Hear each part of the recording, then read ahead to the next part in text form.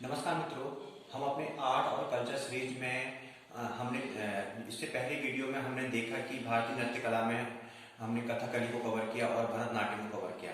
तो इसी सीरीज में हम आगे बढ़ते हुए हम आज कथकली और ओडिसी नृत्य शास्त्रीय नृत्य को हम आज कवर करेंगे। तो स्टूडेंट्स, हम सबसे पहले लेते हैं कथकली। ठीक है, तो सबसे पहले जो जानेंगे कथकली क्या है, तो इसका संबंध केरल राज्य से है। यानी जो भारत का जो सबसे आखिरी में राज्य पड़ता है वो है केरल।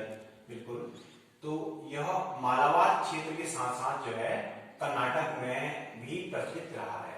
यानी जो कथकली नृत्य है वो केरल में तो होता ही होता है, वहाँ पे जो है वहाँ का शास्त्रीय नृत्य तो है ही, बट ये क्या है कर्नाटक में भी कहीं कहीं पे या मालाबार में जो है ये आपका प्रचलित रहा है। ठीक है, तो अगर यहाँ पे केरल, अगर कोई ऑप्शन कभी कभी ऐसा होता है कि कभी आपको कंफ्यूज करने के लिए दिया जाता है कि उसमें अगर केरल ऑप्शन ना हो, केरल ऑप्शन अगर उसमें ना आए आपके एमसीक्यूज में, तो अगर कर्नाटक ऑप्शन आता है तो वहां पे आप कर्नाटक को भी कर सकते हैं। ठीक है, क्योंकि कर्नाटक के कुछ भाग में ये जो कथकली नृत्य है ये प्रचलित है।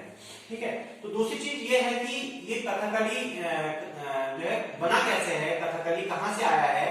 तो कथकली शब्द जो है मैं कथा शब्द का कथा धन कली से मिलकर ये बना है। ठीक है, जहाँ पे कथा का अर्थ आप लोग जानते ही हैं, कथा का अर्थ कहानी से होता है, स्टोरी से होता है, और कली का अर्थ है नाटक। ठीक है, ड्रामा जो हम जो नाटक वगैरह देखते हैं उस नाटक से ही इसका अर्थ है। तो कला और इसमें कहानी और जो है नाटक दोनों का इसमें समावेश मिलता है। ठीक है, तो अगला आता है, अगला इसमें कथकली मुख्यतः जो है केरल के मंदिरों में पल्लवित हुआ। यानी जो भी नृत्य हैं, मैंने आपको बताया अभी तक जितने भी नृत्य हैं स्टूडेंट्स, वो जो है मंदिरों में ही होते थे पहले से। ठीक है, कई जगह तो ऐसा था कि जो नृत्य थी उसमें देवदासियां किया करती थी अपने आराध्य को खुश करने के लिए। ठीक है, तो मान्यता यह भी है कि इसका विकास कालीकट के जो जमोरिन ने इसको जो है इसका जो है विकास कालीकट के जमोरिनों ने किया। अभी जमोरिन आप जानते ही हैं, आपने देखा होगी जो पुर्तगाली जो नाविक इंडिया आया था वास्को डी गामा, तो वह कालीकट के जो शासक थे उस समय जमोरिन उनके शासनकाल में आया था। ठीक है, और कालीकट का आप जो अभी जो वर्तमान में जो नाम है कालीकट को आप जानते ही हैं, तो कोझिकोड भी उसको हम कहते हैं। ठीक है, तो इस नृत्य में रामायण तथा महाभारत के प्रसंगों का उल्लेख जो है रामायण और महाभारत के प्रसंगों को इसमें दिखाया जाता है। यानी जो भी आपके इसमें नृत्य होता है, नृत्य में जितने भी जिसमें भाव भंगिमाएं हैं या जितने भी जिसमें प्रसंग हैं वो रामायण और महाभारत से जो है उसमें लिए जाते हैं। ठीक है, अगली जो बात है इसमें कि पुरुष प्रधान नृत्य होने के कारण स्त्रियों की भूमिका भी इसमें क्या करते हैं, पुरुष कलाकार ही निभाते हैं। यानी ये अगर स्त्री की कहीं भी भूमिका होगी तो वो भूमिका भी पुरुष ही करेंगे। यानी ये पुरुष प्रधान नृत्य है। ठीक है, तो इस नृत्य में मुख्य जो है नृत्य में बात क्या है, आपने देखा होगा जो कथकली है उसमें एक तो नेत्र संचालन है, यानी आंखों को आप देखिए उनके आपको पता चल जाएगा कि नेत्र कैसे हो, अपनी भौं को कैसे हो, और भौं संचालन है, अपनी आंख और भौं दोनों को क्या करते हैं मटकाते रहते हैं। तो इससे क्या होता है वो ये इससे आप वो देखते ही आप उनके जो आंखों के उनके एक्सप्रेशन है या उनके भौं के संचालन है उससे आपको पता चल जाएगा कि ये जो नृत्य है ये कथकली है। ठीक है, और कथकली के गीतों की भाषा मलयालम है।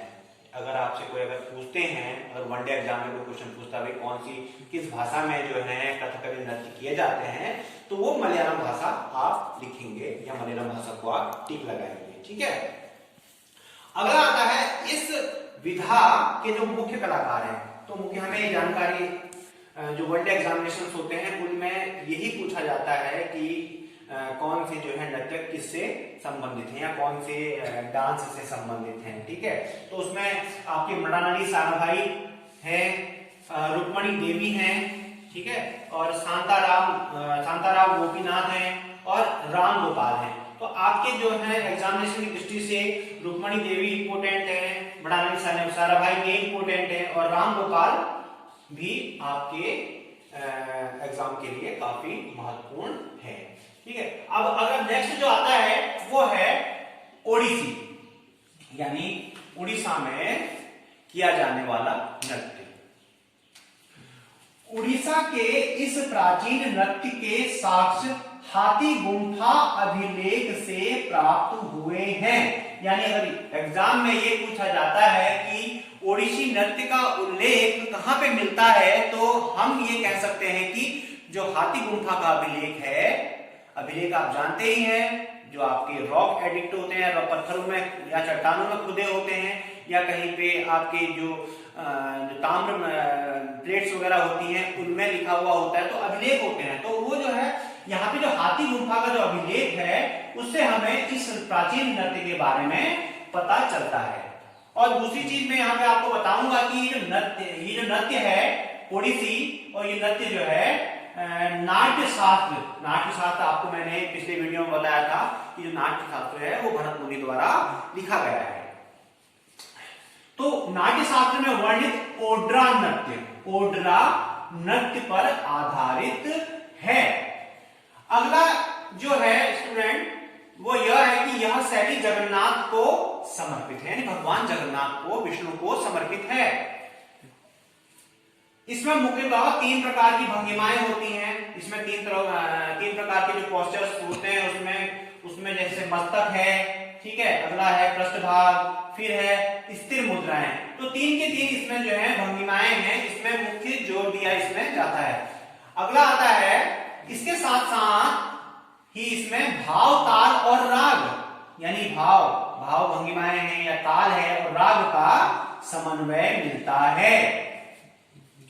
यह नृत्य कुछ भरतनाट्यम से भी मिलता है। अगर ऐसा क्वेश्चन भी पूछा जा सकता है कि कौन सा वह नृत्य है जो भरतनाट्यम से कुछ मिलता जुलता है, ऐसा क्वेश्चन बन सकता है।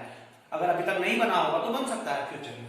ठीक है, तो कौन सा ऐसा नृत्य है जो भरतनाट्यम से मिलता जुलता है, तो उस नृत्य को हम ओडिसी ही वहां पे टिक करके आएंगे। तो इस नृत्य से संबंधित मुख्य कलाकार ये जानना बहुत जरूरी है। तो इसमें मुख्य जो कलाकार हैं उसमें केलुचरण महापात्र हैं, ठीक है, केलुचरण महापात्र है, यामिनी कृष्णमूर्ति हैं, इंद्राणी रहमान का नाम काफी महत्वपूर्ण है। इसका नाम कभी भी मत भूलिएगा, क्योंकि ओडिसी में अगर आपसे कोई क्वेश्चन पूछा जाता है तो ओडिसी में अगर कलाकार वाला कोई क्वेश्चन पूछा जाएगा, कोई पर्सनालिटी वाला क्वेश्चन पूछा जाएगा, तो इंद्राणी रहमान वाला क्वेश्चन बहुत ही इंपॉर्टेंट है। इनका इंद्राणी रहमान, यामिनी कृष्णमूर्ति, इन 2 से क्वेश्चन बन सकता है। सोनल मानसिंह से भी क्वेश्चन आ सकता है, लेकिन सोनल मानसिंह वाला क्वेश्चन जो अगर ये आएगा तो ये जो है हमें कंफ्यूजन दे देगा। तो सोनल मानसिंह जो है आपके एक नृत्य मैंने बताया था आपको, कथक के बाद मैंने भरतनाट्यम में जो है सोनल मानसिंह का जिक्र है। तो भरतनाट्यम की जो है ये भी भरतनाट्यम विधा भी ये जानती हैं, उसकी भी ये नृत्यकार है। ठीक है, अगला आता है किरण सहगल। तो ये जितने भी मैंने आपको बताए, केलुचरण महापात्र, यामिनी कृष्णमूर्ति या इंद्राणी रहमान, सोनल मानसिंह और किरण सहगल, तो ये सभी जो है ओडिसी नृत्य के नृत्यकार हैं। ठीक है, अगला आता है भगवान जगन्नाथ को समर्पित होने के कारण यह नृत्य आध्यात्मिकता का पुट लिए हुए है। यानी भगवान जगन्नाथ के सामने अगर ये नृत्य हो रहा है या भगवान जगन्नाथ की स्तुति के लिए अगर ये अगर नृत्य किया जा रहा है, तो इसका मतलब क्या है, इस नृत्य में आध्यात्मिकता का पुट है। तो स्टूडेंट, आज मैंने आपके लिए कथकली और ओडिसी जो है मैंने आज आपके लिए कवर किया, और कोशिश करूंगा कि जो इसका 3rd वीडियो है इसमें जितने भी बचे हुए और डांस हैं वो सारे डांस उसमें कवर कर पाऊं। Thank you very much students.